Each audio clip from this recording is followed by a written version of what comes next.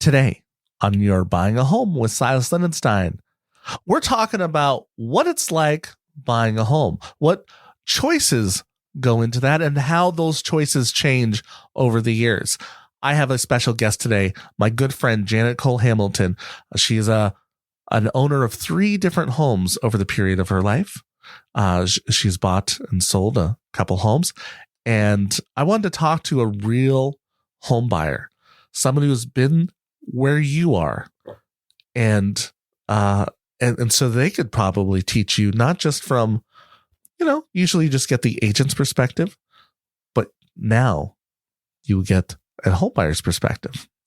Folks, my name is Silas Lindenstein. I am the host of the show. I am a real estate agent in the Seattle, Washington area. But if you're not from Seattle, that's okay. This podcast is still for you. This podcast is all about educating and empowering home buyers all over the nation. If you've listened to this program before, thank you.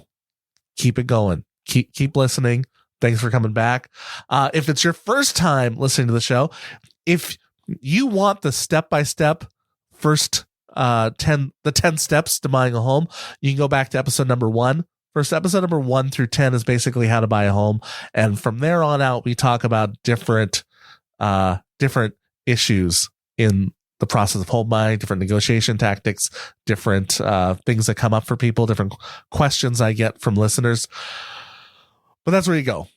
But right now, I want you to listen to this interview with me and Janet Cole Hamilton, the life of a home buyer. Silas gets real, buy and sell homes with a thrill. Out Seattle, baby, you know what's the deal. And he keep it real, showing you. I wanted to talk to you about sort of, if you can look back to remembering the first time you bought. Yeah. And somewhat even compared to now, what you think has changed over time, at least your perception on buying, like, because I don't just meet first time home buyers, but I meet like people returning to buying again after a long time, and they're always like, they're sometimes in some ways a little more nervous, like, because now they know what they didn't know the first time, and they're not like, what has changed since then. Yeah. But do you remember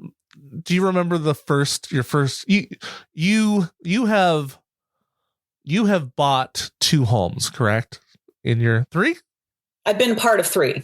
You have. Because I bought the duck blind. The duck blind. Oh, that's as a right. Single owner. And then the house in Edmonds, and then this house. Yeah. So, and the first one you bought was all you. Yeah. Right. So when you first went into that, like, how much did you know about homes when you bought? Did you, like, had you felt like you retained things from just living in a house before? I had retained things from living in a house. I don't remember if I had been really part of discussions with friends who were buying homes before me. Mm-hmm. But also my apartment that I'd been living in was in a house. It was so. Oh, okay. Yeah. So that helped a little bit as well. So you would hear some of the maintenance issues then that would pop up. Yeah. Okay. Do you, when you bought that first house, did it feel overwhelming? Like, it wasn't a giant place, but did it feel the process? It was. The process felt a little overwhelming, but my realtor at that time was good about taking it one step at a time with me and being sure about what she was doing for me. So there was a little bit of hand-holding. My parents were both my mom was very instructive and like, okay, you just take it one little bit at a time. You do this, you do this, you do this. And also I had them to come look at the house I had decided on buying and get sort of them to go, yes, this is a good house, Janet. Yes, you should buy this house. Was that the first house you looked at? Or no. or was it like, have they come to other homes before? Or was Yes. Yes. They had come to at least one other home, because I was working in Renton at the time and I was living in Northgate in the apartment. I thought I wanted to live south of 90, and I had focused my search on that area, and hadn't, my price range at that time was looking at things that were, if I wanted a third bedroom, then it was a renovated garage. Yeah. And none of the ones I looked at had done the renovation very well. So a common, yeah. Yes, really common in the price range I was at. And there was a place up on Beacon Hill that I liked, that I remember my mom coming to look at, and she was like, one corner of this house is lower than the other. This house is sinking into its foundation, and that is a very expensive repair to make. And it is a cool house, and it is a cool neighborhood, and it's an up and coming neighborhood. And I see all the reasons why you like this, but here is a concern. So that was good. I think there was one other one that she came with me to, but I'm not sure. And then I just started to look closer to where I was living, and Shoreline ended up being the right fit, even though it was farther north and a longer commute for me. But finding a house where the garage was a garage was a huge selling point to me. And even though it was a small little house. Did you use the garage? Oh, yes. As a garage? Yes. That's a unicorn in itself. Now, I swear, most people don't. Everyone has aspirations of, I'm going to use the garage as a garage, and it ends up being storage. Well, there was storage in a loft up above. Okay. So I used that, and it was a little rickety, but I used that. Yeah. The access to the insulation was up in there. The laundry was in there. The hot water heat. A good thing was the hot water heater was in the garage and next to a drain. And it turned out, in terms of house maintenance, that was a very good thing, because that was the first thing that went. Oh, okay. And it didn't damage anything because it went right over a drain in the garage. Perfect. Yeah. So they were involved in helping me make the decision. They came over early on they helped with the move. They came over early on in ownership to help spruce up the yard. I remember my dad gave me like a set of, tools. Here's your homeowner toolkit and a bunch of, like a lot of people. And we know my dad was a hoarder, but he had a lot of people accumulate bits and bobs of old hardware, old washers and stuff like that. Yeah. And so he gave me like a mason jar full of those things, which was fine because my house was 50 years old. Yeah. Most of those things were really actually useful. The reason I wondered about your parents, how much they were there, because I will say, as an agent, the second I hear people like, oh, my parents need to come by, I'm like, well, okay, are we done now? Like, is this, because parents strangely can be so unsupportive of the choices people are making for their home and questioning on it. And I don't know if they've just forgotten what it was like when they bought, or the reality of now on what you're buying for now, like how much you are getting for your dollar now versus back in the day is just they don't really get it until they're helping their child buy. The different world. It's a different world of buying than it was.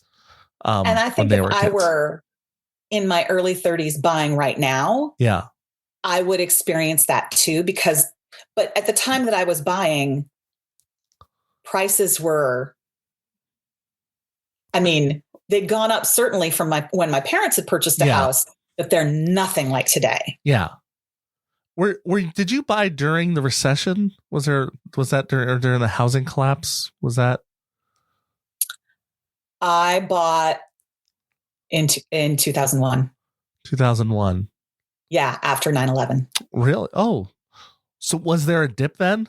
Did it happen to coincide with this dip? I think so, but I don't really remember. That's not what I really remember per se. Okay. That was a big year. You bought a house and met me the same year. Right? Yeah. What a year. Tragedy hit the nation.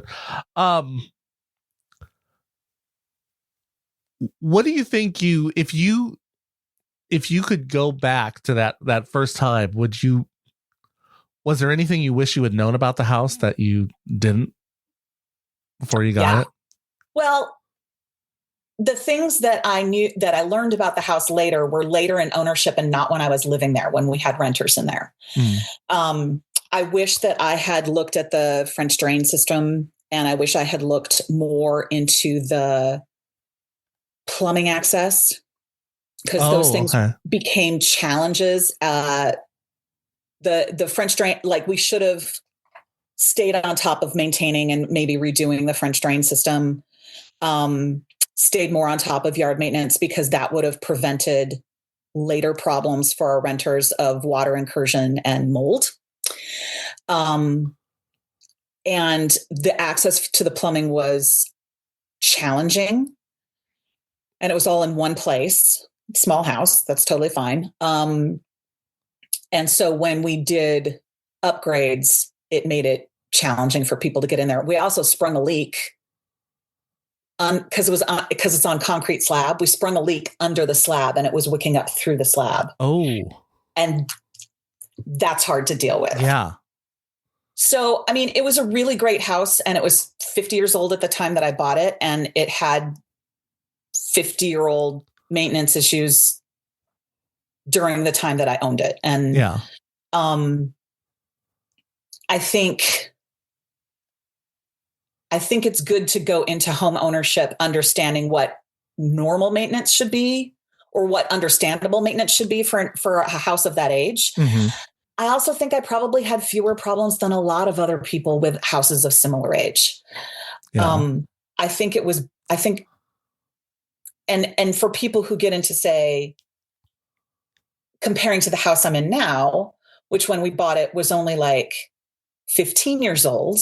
Mm-hmm. You know, it was built the year that I bought my first house.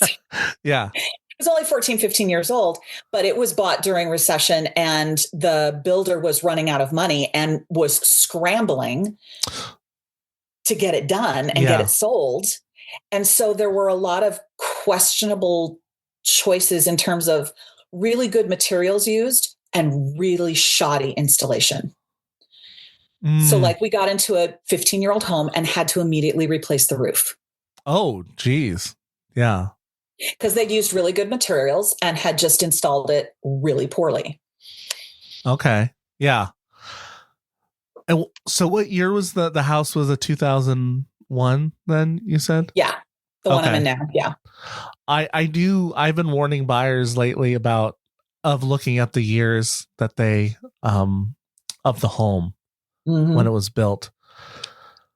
Particularly, especially up where I am in Shoreline, or going up to Everett, there's some really old homes. But I tell people I would rather take a home from the 1900s than from 1935. Interesting. Because the recession, or sort of the depression. The depression, right in the middle of the depression. In the middle of the depression, people ran out of money. Yep. And started using the cheapest things they could do to build. Newspaper. Yeah. Basically using newspaper as wood. So you find that homes that were built during or right before that probably were in process during the depression, when the depression started, they have some big problems of corners that were cut. But you look 10 years before that, and the houses are a lot stronger and better. And then I'm telling anybody now, I was like, if your home was built in the last 5 years, I would check. I would be more nervous about that than a home built in 1965. There is so much corner cutting for profit's sakes now. There is, you bought your first home was a starter home. Yeah. Those don't exist now. I've seen the price of my first home, and it's sold 2 or 3 more times. And yeah, but even the size itself, like nobody builds 2-bedroom, 2-bedroom, maybe 1 not bath, even 800 square 3-bedroom feet. homes. Yeah, like no, they have to do huge, or they put 2 homes on it to try to make them almost townhomes and try to sell them. Yeah. One of the bigger problems is for new buyers is that you can't get like a lower priced. Yeah, there's no this traditional starter home. Yeah. Like you have to buy almost big the first time. Yeah. So it's jumping a step. From the builder's perspective, it doesn't cost them a lot more to build a starter or a larger. Yeah, it's like, okay. So why bother? There really has to be, there would have to be a government initiative that is helping subsidize homes in order to help subsidize the builders to get them to build these starter homes. Because otherwise there's no reason. I seem to remember that was part of one of the candidates' platforms last time there was a national election, and that was deemed not feasible. Yeah, it's hard to, because you got to figure out a way to incentivize builders to build smaller homes now. HGTV has made everybody feel like they could flip a home. So you also have way less homes that are like, I feel like back in the 80s, early 90s, people decided they were done with a home and they would put a sign up in front and paint it and leave. And you go into whatever state the kitchen had been in from, I mean, maybe they had remodeled over time or whatnot, but now everybody thinks like, oh, I could just flip this. They make their dream home and then move out of it, but they don't make it until like the days before, the month before they're going to move. Then they finally do the kitchen and they don't get any use out of it. Yeah.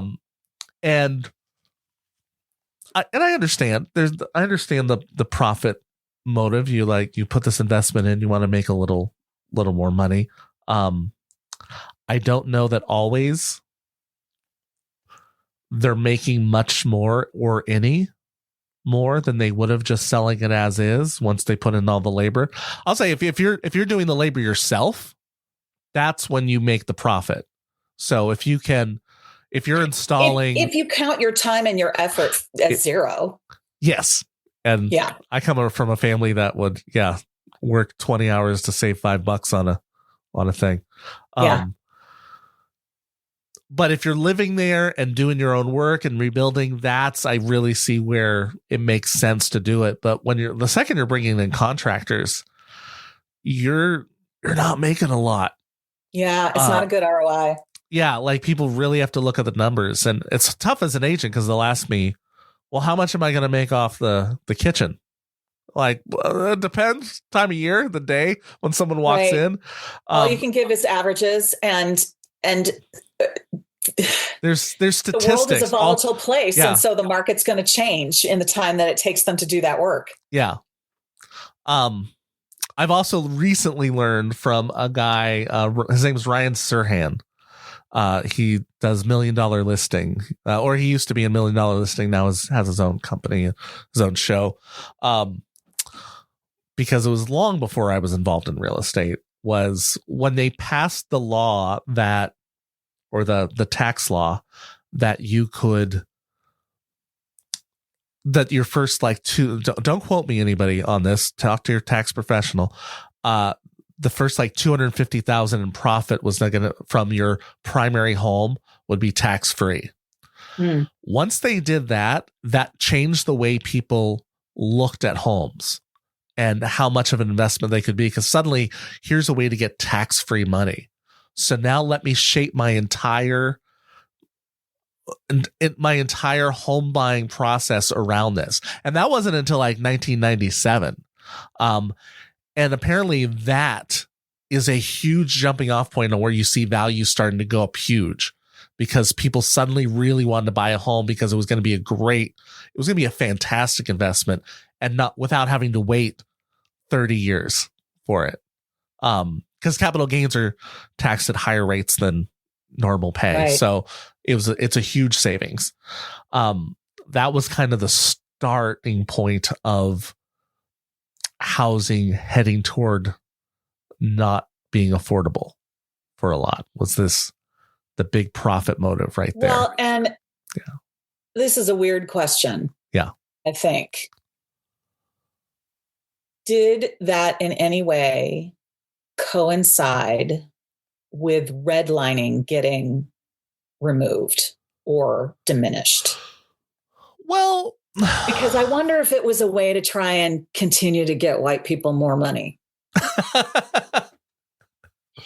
Well, I mean, that's often a goal. I think that is looked at. Well, redlining had been, had been theoretically abolished for a long time, but you can still see where it is even in Shoreline. Well, yeah. It's hello, Ennis Arden. Yeah. I see you. I'm calling you out. Yeah. Well, I have learned from someone. I learned from someone who was in a title company that worked at a title company that worked with. His whole job was to go through and take out when a home was being sold, to go through and take out all the racist language that was in title homes that had been built in 1940 in these HOAs that had stuff in the title saying that people of color were not allowed in this area. They have to remove all those, but they don't do it. They don't do it until it's being sold. Yeah, because they got to get rid of all that. So as they're going through titles, they're updating it. So people never even see that was what was happening in that home. Wow. But yeah, they're removing all this language from those areas that had rules like that. So the guy was like, yeah, that's my main job, is to go through and remove all the racism out of title from certain areas. Yeah. So there's remnants of it. That's where you still see the remnants of it and go, oh, it wasn't that long ago. It's still in the title. Wow. Okay. Redlining has, I'm in Seattle, so it's more the people are getting moved out of those areas that were initially redlined.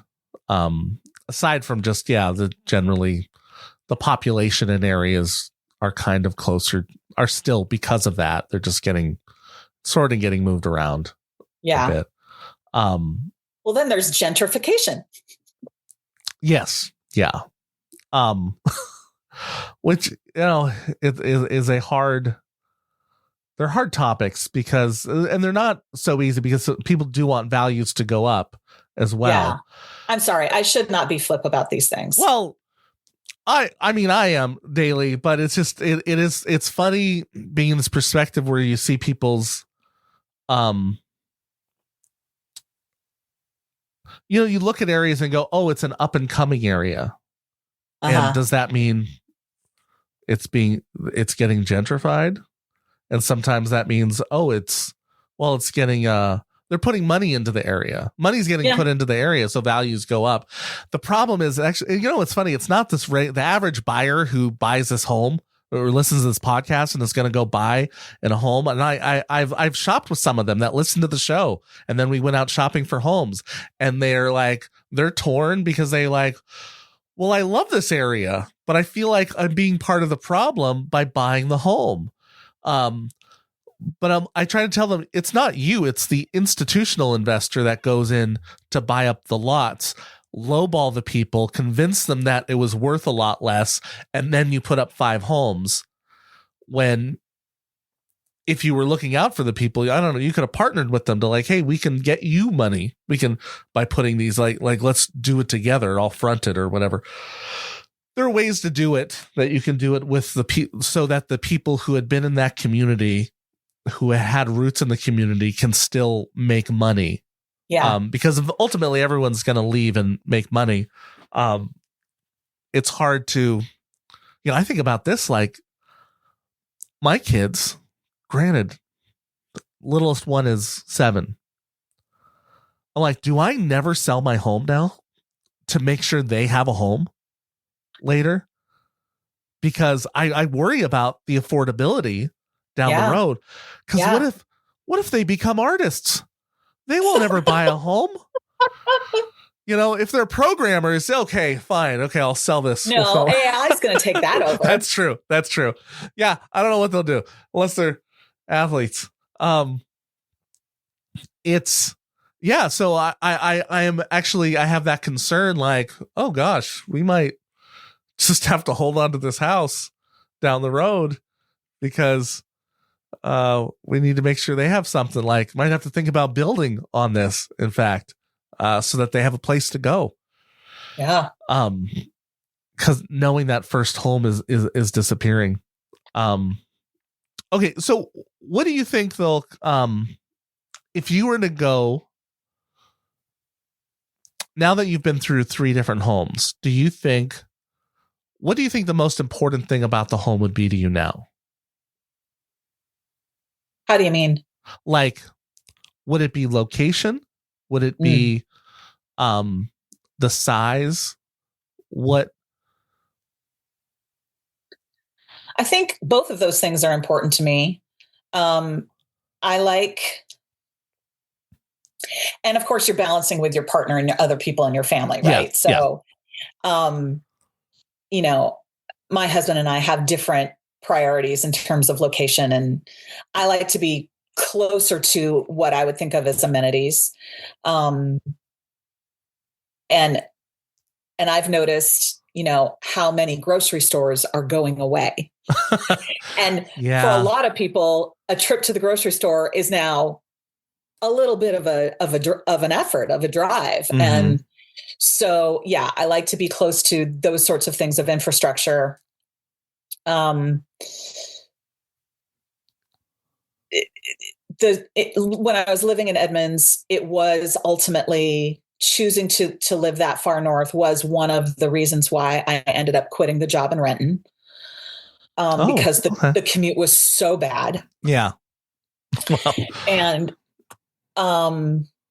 then the next job I got was in Everett and was a half-hour drive. And that worked out. Pleasant one usually. So that wasn't a big deal.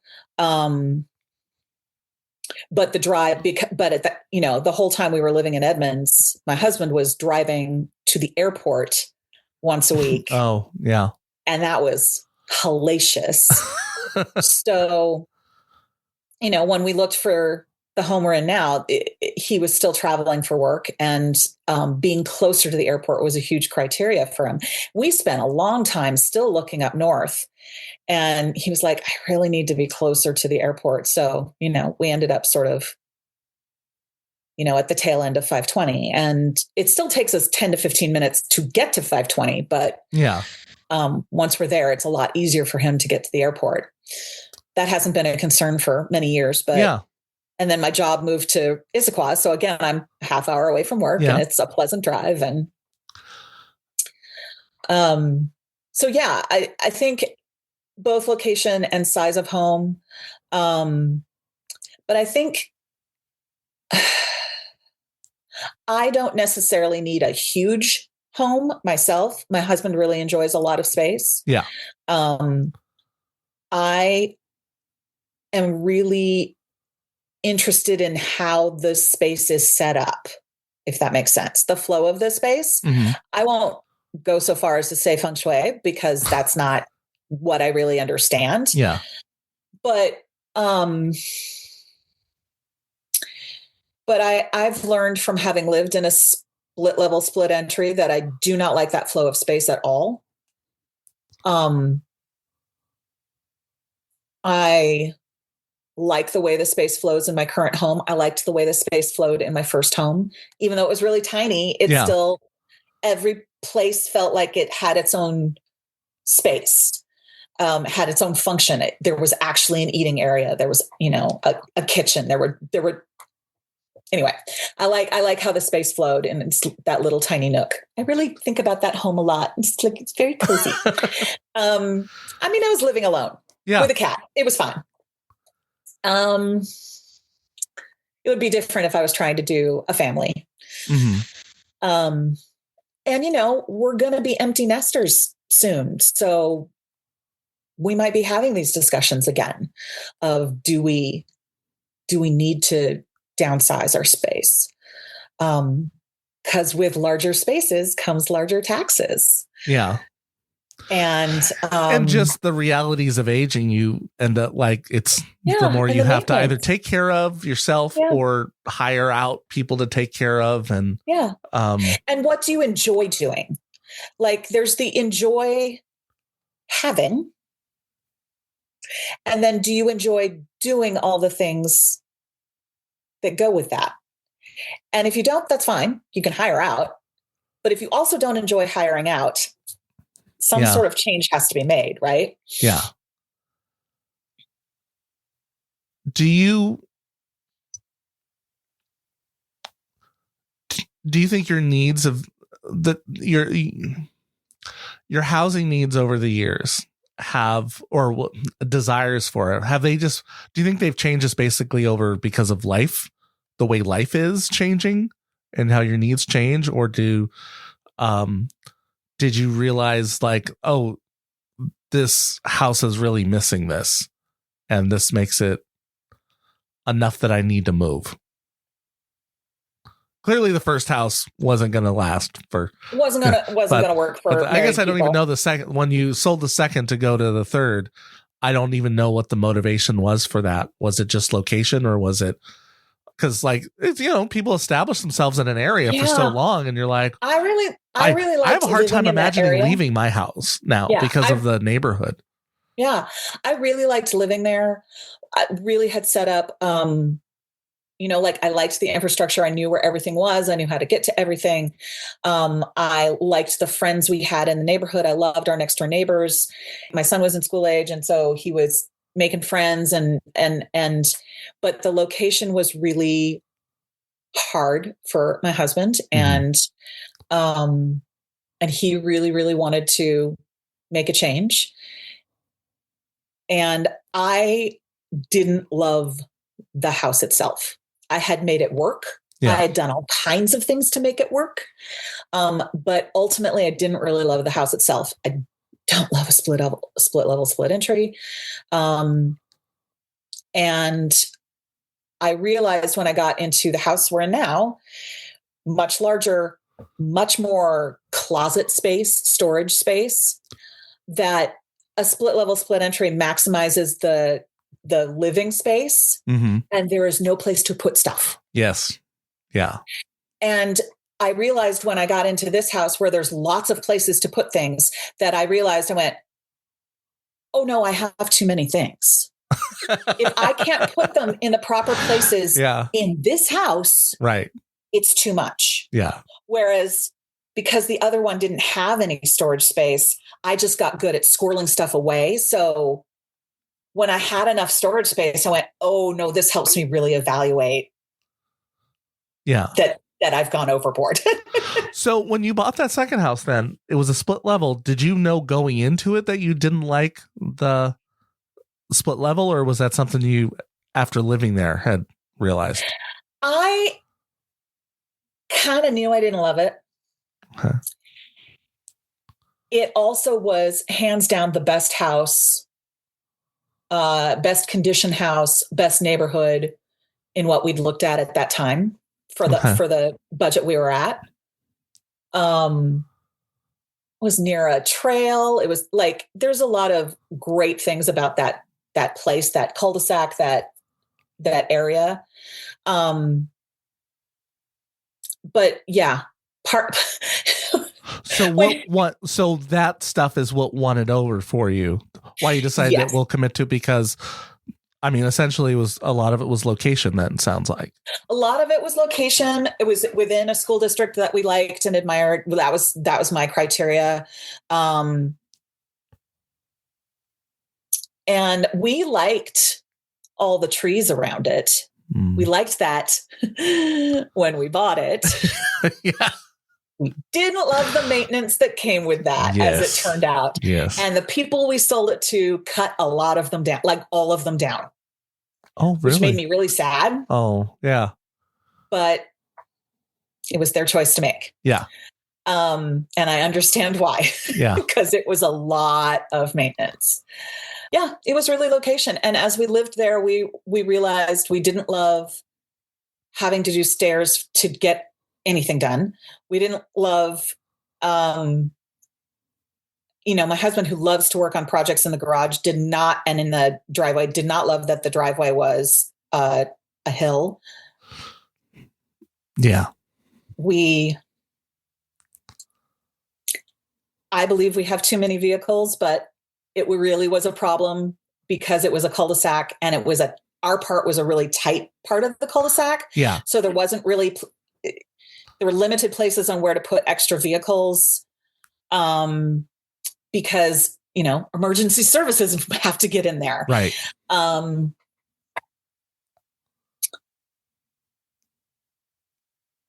But great schools, nice people. Yeah. It was beautiful. We looked at it on a sunny day. It was beautiful. Oh, yeah.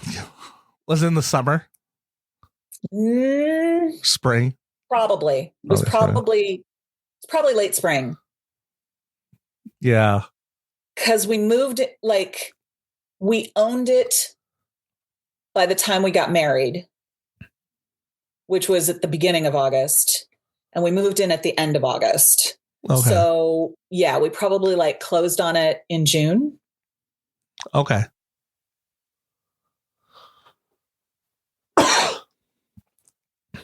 Or maybe earlier, because I think they did a rental. They were going to live there for another month or so after closing. I think it's it's interesting hearing the different hearing from a real person who's not looking to buy right now, what they remember and what the values are. And I think a lot of them just they don't really change for people. I think what you've given stories that I end up hearing a lot of, there's always, I tell people there's going to be compromise in buying because somebody is often isn't happy about something in there. But usually if you can get the location will go a long way in chilling you out about some of the stuff you don't care for. Yeah, because that makes some things so much easier for you. Yeah. Your commute, your, getting groceries, whatever it is. If those things are easier, then you can, you only have so much bandwidth to deal with things that are annoying. So you're going to be annoyed by things in your house, or you're going to be annoyed by things that where you are causes you to do. And yeah, where you are ends up being so much of the life. So I guess I hadn't realized where you were before then. So before the first one. So I was like, oh man, I think sometimes about how much my life would have changed based off where people bought a home. Honestly, why we bought the house in Edmonds? What? Because we were a mile and a half from you. Well, okay. I remember right now, it was a huge criteria. We were like, we will be within very short range of dear friends. Yes. That's important. Yeah. No, but that first home, I wonder how much of if you had ended up in Beacon Hill, yeah, how much of your life would have changed from there? Yeah. Would you have been as involved in the North End theater scene? I think that's probably why I ended up looking in Shoreline. When I was like, no, I don't actually want to live closer to work. All of my fun is in Edmonds. Yeah. With the theater there. And I don't want to be that far away from that.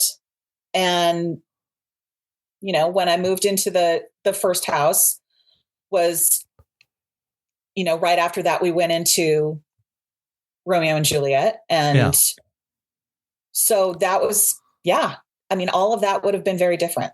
Yeah. My neighbor, these are almost life-changing neighbors I have right now. And I can't imagine almost any of, if I didn't have all these neighbors that I love, I might like the idea of moving. I have a couple locations that I really have said, oh yeah, these are my dream location. I'll know success when I got there. And I'm like, yeah, I can't see myself leaving this area now because now I'm going to take a chance. They would have to leave. Like a bunch of my neighbors would have to leave for me to like go, okay, well, let's look at another place. When I daydream of like living on the coast, I daydream that my neighbors come with me. Because my neighbor and I meet weekly to knit. Yeah. Like how? No, I can't let that go. Right.